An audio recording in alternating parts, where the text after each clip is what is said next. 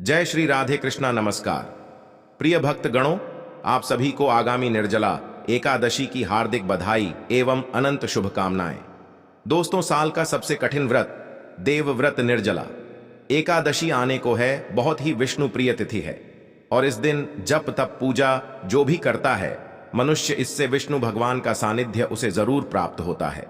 मनुष्य जीवन मरण के बंधन से मुक्त हो जाता है। इस व्रत को देव व्रत भी कहा जाता है क्योंकि सभी देवता हो, दानव हो, नाग हो, गंधर्व हो, किन्नर हो, नवग्रह हो, सभी अपनी रक्षा और विष्णु भगवान की कृपा पाने के लिए इस एकादशी का व्रत करते हैं। इस उपवास के कठोर नियमों के कारण ही सभी एकादशी में सबसे कठिन माना जाता है और विष्णु भगवान का भजन कीर्तन उपवास किया जाता है। इस दिन सिर्फ भोजन ही नहीं, पानी का भी त्याग करने का विधान आता है। पूरे दिन निर्जल रहकर के व्रत का पालन होता है। पहले दिन सूर्य उदय से लेकर अगले दिन सूर्य उदय तक बिना पारण के जल का सेवन नहीं किया जाता और कहा जाता है जो भी मनुष्य निर्जल रहकर इस उपवास को करता है उसे साल के सभी 24 एकादशी व्रत के समान संपूर्ण फल की प्राप्ति मिलती है, उसके पापों का शमन होता है। प्रिय भक्तगणों, आज की इस वीडियो में हम ज्येष्ठ माह के शुक्ल पक्ष की निर्जला एकादशी के विषय में बात करेंगे। आज हम आपका कंफ्यूजन दूर करेंगे कि आपको निर्जला एकादशी व्रत कब रखना है, 17 जून या फिर 18 जून को। लेकिन वीडियो को पूरा देखिएगा, तभी आपकी कंफ्यूजन दूर होगी। तो आज की वीडियो में हम जानेंगे निर्जला एकादशी के सभी शुभ मुहूर्त, पारण समय, पूजा विधि, नियम के बारे में। और आपके मन जो भी प्रश्न है कि इस व्रत में पानी कब और कैसे पीना चाहिए, निर्जल नहीं रह सकते तो व्रत कैसे करें, दान किन चीजों का करना चाहिए।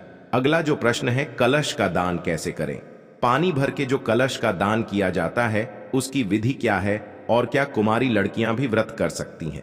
यह एक ऐसी वीडियो है जिसमें सारी बातें आप जानेंगे।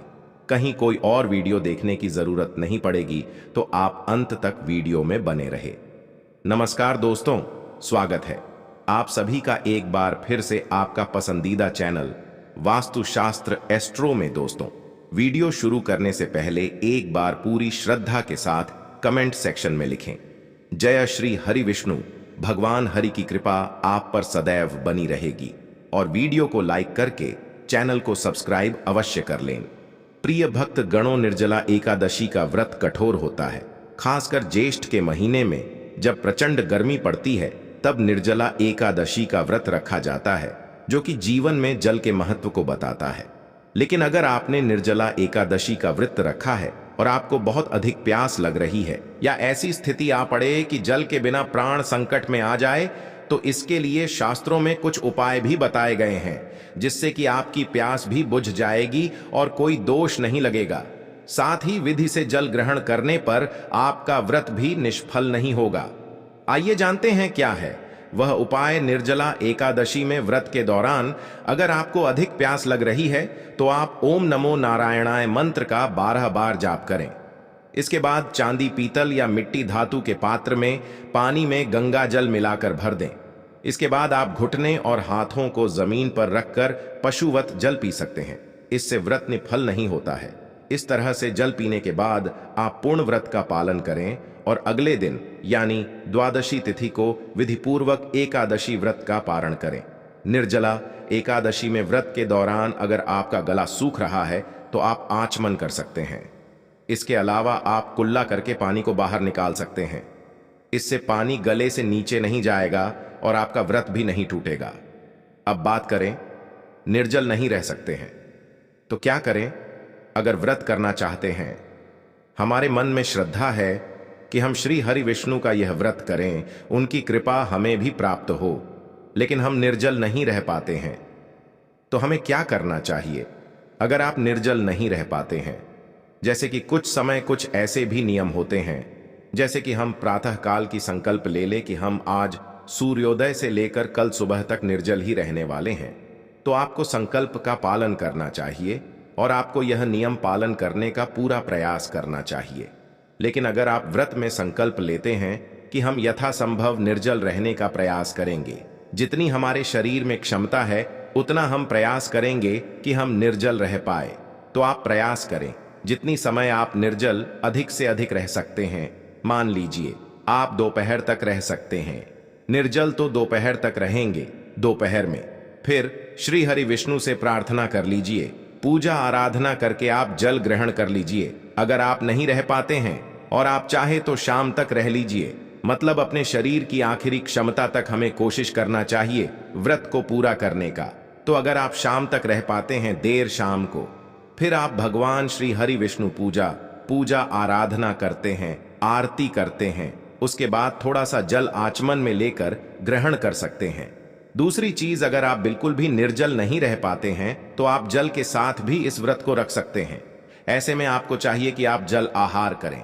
मतलब आपको फल नहीं लेना है, कोई चीज ऐसे दांतों से चबा कर नहीं खानी है। आप जल के साथ या फिर आप चाय ले लीजिए, जूस वगैरह लेकर इस व्रत को कर लीजिए। अगर आप बिल्कुल भी निर्जल नहीं रह पाते हैं, शारीरिक रूप से अस्वस्थ है, तो आप इस तरह से भी व्रत का पालन कर सकते हैं। आप सिर्फ जूस चाय द्वारा, जल द्वारा इस व्रत को कर लीजिए, मतलब जलाहा के द्वारा। अगला जो नियम है कि अगर आप जल से भी सक्षम नहीं है, आपको कुछ ना कुछ खाना जरूरी है, आप शारीरिक रूप से स्वस्थ नहीं है, तो आप फलाहार के द्वारा भी इस व्रत को कर सकते हैं।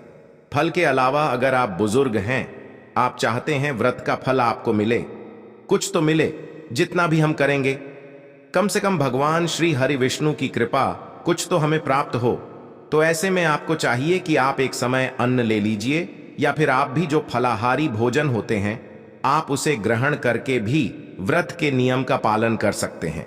मतलब आप जितना भी आप प्रयास करें कि आज का दिन आपका व्यर्थ ना जाए। निर्जला एकादशी है, साल की सबसे बड़ी एकादशी है, तो आप अधिक से अधिक अपनी शारीरिक क्षमता के अनुसार भगवान श्री हरि विष्णु की कृपा प्राप्त कर सके, तो आप व्रत के जो भोजन होते हैं, फलाहारी भोजन जो होते हैं, आप उसे लेकर के भी व्रत कर सकते हैं। सेंधा नमक ले सकते हैं, और आप जैसे कि व्रत फूड जो होते हैं, कुत्तू का आटा, सिंघाड़े का आटा, इसके द्वारा भी व्रत कर सकते हैं। अगर आप इससे भी सक्षम नहीं हैं, तो मैं आपको कहूंगा कि आप अन्न लीजिए, सात्विक भोजन लीजिए। सात्विक भोजन का मतलब लहसुन प्याज का त्याग कर दीजिए। इससे भी आपको एकादशी का पुण्य फल प्राप्त होगा। व्रत की कथा सुनिए और आज भगवान की पूजा आराधना कीजिए, उनके मंत्रों का जाप कीजिए। अधिक से अधिक समय भगवान श्री हरि विष्णु के चरणों में आप व्यतीत कीजिए। तो आप अगर अन्न लेकर भी इस व्रत को सात्विक विधि से पालन कर लेते हैं, तो भी आपको भगवान श्री हरि विष्णु की कृपा जरूर मिलेगी। वैसे निर्जला एकादशी का नियम है कि हमें पूरी तरह से निर्जल रहकर ही व्रत करना चाहिए। तो अगर आप स्वस्थ हैं, शारीरिक रूप से सक्षम हैं कि आपने निर्जल रह पाए, तो कोशिश करें कि एकादशी के सूर्योदय से लेकर एकादशी द्वादशी के सूर्योदय तक निर्जल रहे, तभी इस व्रत का संपूर्ण फल हमें प्राप्त होगा। बाकी जो नियम है, जैसे जल आहार, फलाहार या फिर अन्न का आहार ले रहे हैं, तो इसमें यह हो जाएगा कि आपको एकादशी का कुछ फल तो अवश्य प्राप्त होगा। श्री हरि विष्णु की कृपा तो मिलेगी, क्योंकि आपने अपने शरीर की क्षमता के अनुसार प्रयास किया। इस विधि से आप रह सकते हैं। अगली चीज, निर्जल व्रत रह रहे हैं, हमें संकल्प लिया है निर्जल का, लेकिन क्या हम चाय और दूध बगैर पी सकते हैं या फिर जूस ले सकते हैं? नहीं। अगर आपने निर्जल व्रत का संकल्प लिया है, मतलब जल नहीं पी रहे हैं, तो यह कोई विकल्प नहीं होता है कि जल नहीं लेंगे, लेकिन हम चाय पी लेंगे, दूध ले लेंगे, जूस ले लेंगे और हमारा व्रत फिर भी निर्जल कहां जाएगा? नहीं, यह बिल्कुल गलत है। अगर आप निर्जल है, मतलब आप सिर्फ निर्जल है, आप आचमन से ही जल ले सकते हैं, जो पूजा के समय आचमन नहीं ली जाती है। तो इसी तरह से हमें निर्जल रहना चाहिए और व्रत अपनी शारीरिक क्षमता के अनुसार ही रखा जाता है। तो अगर आप अपने शरीर से पूरी तरह से स्वस्थ हैं, तभी आप पूरी तरह निर्जल का संकल्प लें। और जो एकादशी निर्जला एकादशी का व्रत कर रहे हैं, तो आपको प्रयास करना चाहिए कि पूरी तरह से निर्जल रहकर की व्रत करें। मतलब एकादशी से द्वादशी तक निर्जल ही रहना है। कुल मिलाकर अगर आपने निर्जल व्रत का संकल्प किया है, तो आपको पारण के समय जल लेना है। बाकी आप अगर शारीरिक क्षमता के अनुसार निर्जल या जलाहार ले रहे हैं, तो आप बिल्कुल जल ले सकते हैं। अगर आपसे नहीं रहा जा रहा है पूरे समय, तो आप जल ले सकते हैं। दोस्तों, बात करते हैं अगले प्रश्न के बारे में। कुंवारी लड़कियां की व्रत कर सकती हैं? तो देखिए, सनातन धर्म में हमारे शास्त्र कहते हैं कि अगर आपकी उम्र 8 वर्ष से अधिक है तो आप सभी व्रत कर सकते हैं और एकादशी के व्रत का भी आप पालन कर सकते हैं। एकादशी का व्रत श्रेष्ठ माना गया है। सभी प्रकार के पापों से, दोषों से मुक्ति कराने वाला, श्री हरि विष्णु की कृपा दिलाने वाला यह बहुत ही महत्वपूर्ण व्रत है। इस व्रत को कोई भी धारण कर सकता है। पुरुष, स्त्री, कुंवारी लड़की हो या विवाहिता हो, कोई भी इस व्रत को करें, इसका फल उसे अवश्य प्राप्त होता है। तो इसमें कोई ऐसी जज लिमिट नहीं है। बच्चे भी कर सकते हैं, बड़े भी कर सकते हैं, बुजुर्ग भी कर सकते हैं।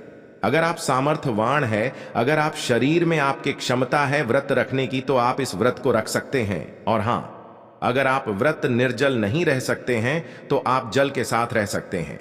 जल नहीं ले सकते हैं तो फल के साथ रह सकते हैं। और जो लोग फलाहार से भी व्रत नहीं रह सकते हैं, आज के दिन अगर वह एकादशी की व्रत में अन्न लेकर भी, मतलब सात्विक भोजन के साथ व्रत करेंगे, तो उनको इसका फल अवश्य प्राप्त होगा।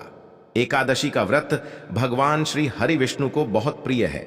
जितना अधिक सामर्थ्य आप में है, जितना आपके शरीर में क्षमता है, उतना प्रयास व्रत को रखने का जरूर कीजिए। आइए अब जानते हैं निर्जला एकादशी के नियमों के बारे में। फिर जानेंगे एकादशी कब है, इसका शुभ मुहूर्त और पूजा विधि। लेकिन अभी तक आपने हमारे वीडियो को लाइक नहीं किया है तो वीडियो को लाइक करके चैनल को सब्सक्राइब अवश्य करें। एकादशी के दिन आपको दाढ़ी कटिंग सेविंग नहीं करवाना है, नाखून नहीं काटना है। शरीर के अंग के कोई भी बाल काटना अथवा कटवाना नहीं चाहिए। ब्रह्मचर्य व्रत का पालन भी आपको इस दिन करना चाहिए। यदि माताएं बहनें मासिक धर्म पीरियड की अवस्था में रहती हैं तो उनको भी व्रत अवश्य करना चाहिए। लेकिन भगवान का पूजन, अर्चन और स्पर्श करना इस अवस्था में वर्जित माना जाता है। तथा एकादशी के दिन यदि आपके घर परिवार में जन्म अथवा मृत्यु का सूतक लग जाता है तो ऐसी परिस्थिति में भी आपको व्रत करना चाहिए। व्रत के नियमों का भी पालन करना चाहिए।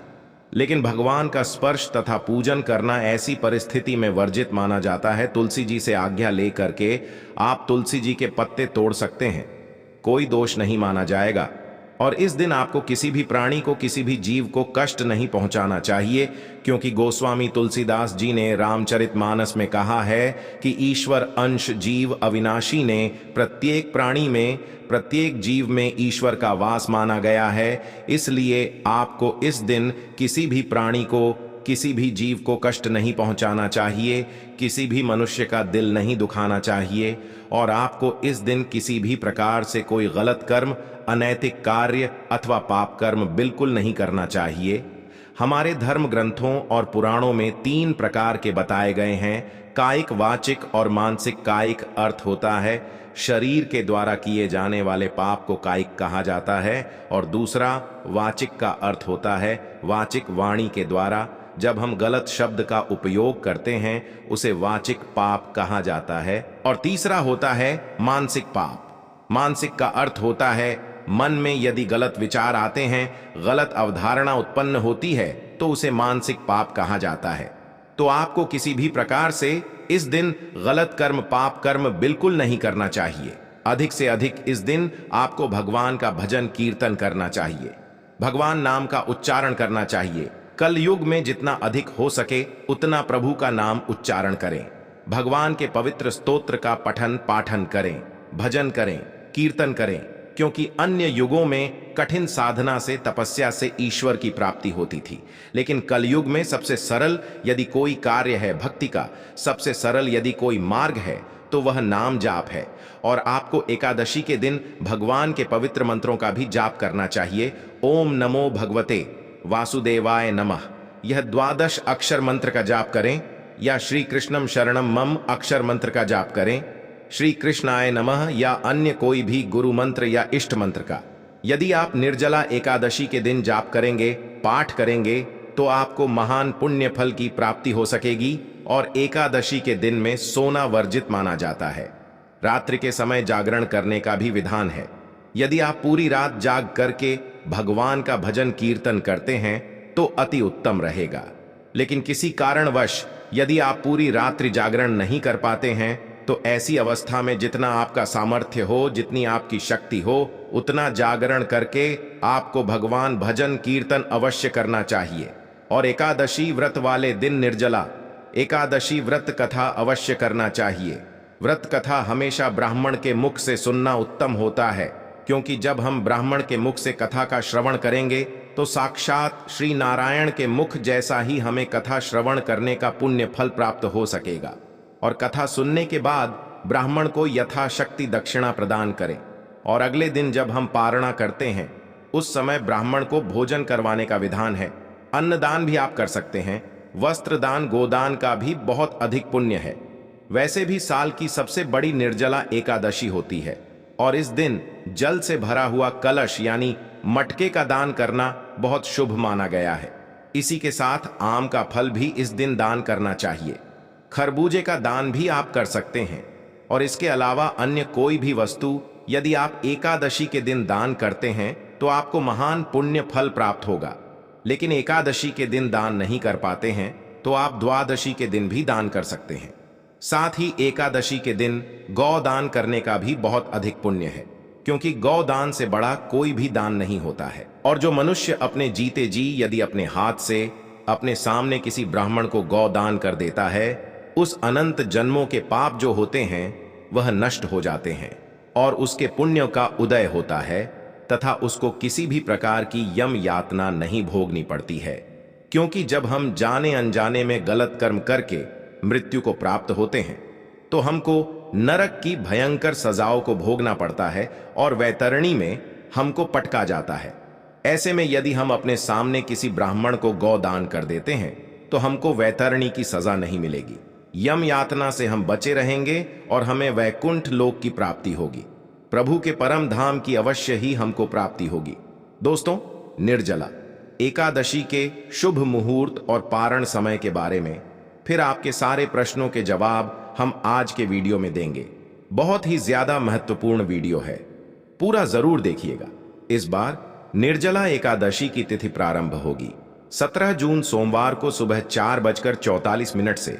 इसके साथ ही तिथि समाप्त होगी 18 जून मंगलवार की सुबह 6:25 पर। और एकादशी व्रत के नियमों के अनुसार इस बार 18 जून मंगलवार को निर्जला एकादशी का व्रत रखा जाएगा। इस दिन सर्वार्थ सिद्धि योग का निर्माण भी हो रहा है। सर्वार्थ सिद्धि योग का समय सुबह 5:24 से 6 बजे तक रहेगा। अब आप सोच रहे होंगे कि जब 17 जून को सूर्योदय से पहले ही एकादशी तिथि लग रही है तो 17 जून को उपवास क्यों नहीं रखा जाएगा। तो देखिए, क्योंकि अगले दिन 18 जून को तो बाद सूर्योदय से लेकर दोपहर तक हरिवासर का समय रहने वाला है और हरिवासर का समय समाप्त होगा 18 जून मंगलवार को दोपहर 12 बजे तक। एकादशी व्रत के नियमों के अनुसार जब तक हरिवासर रहता है तब तक एकादशी का उपवास वास नहीं खोला जाता। हमेशा हरिवासर का समय बीतने के बाद ही खोला जाता है। ऐसे में जो लोग 17 जून को उपवास रखना चाहते हो उन्हें अगले दिन दोपहर 12 बजे के बाद व्रत का पारण करना होगा। ऐसे में एकादशी का उपवास अधिक समय के लिए हो जाएगा। इसलिए आप सभी को 18 जून को ही उपवास रखना चाहिए। जो लोग इस नियम का पालन नहीं करते और 17 जून को ही उपवास रखना चाहती हो तो उन्हें यदि उपवास खोलना भी हो तो 18 जून मंगलवार को दोपहर 1 बजे से 3 बजे के बीच में अपना उपवास खोलना होगा। हालांकि शास्त्र सम्मत तथ्य यही है कि जब भी एकादशी तिथि इस तरह से 2 दिन पड़ती है तब सभी को, चाहे वह गृहस्थ जन हो या वैष्णव जन हो, उन्हें दूजी एकादशी का ही उपवास रखना चाहिए। 18 जून मंगलवार को सूर्योदय होगा, सुबह 5:45 पर सूर्यास्त होगा, शाम 7:12 पर। इस दिन ब्रह्म मुहूर्त सुबह 4:09 से 4:47 तक रहेगा। शिव योग सारा दिन रहेगा जो कि रात 9:28 पर समाप्त हो जाएगा। बाद में सिद्ध योग प्रारंभ हो जाएगा। अभिजीत मुहूर्त दोपहर 12:01 से 12:54 तक रहेगा और राहुकाल दोपहर 3 बजे से 4:30 तक रहेगा।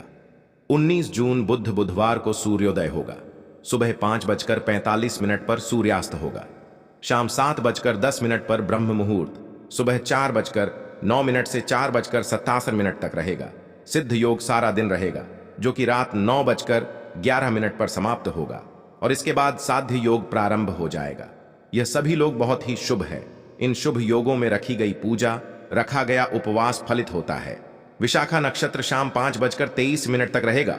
बाद में अनुराधा नक्षत्र प्रारंभ हो जाएगा और इस दिन राहुकाल दोपहर 12 बजे से 1:30 बजे तक रहेगा।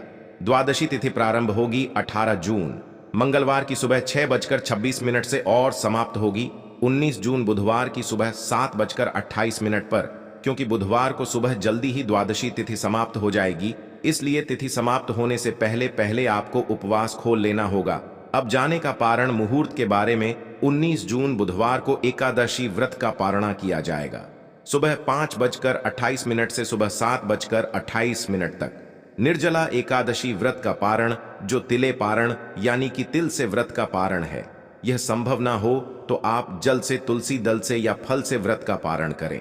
उम्मीद करता हूं आज की वीडियो में जो आप लोगों के मन में प्रश्न थे, उन प्रश्नों के जवाब जो मैंने दिए उनसे आप संतुष्ट होंगे। वीडियो आपको अच्छी लगी हो तो वीडियो को लाइक कर दीजिए।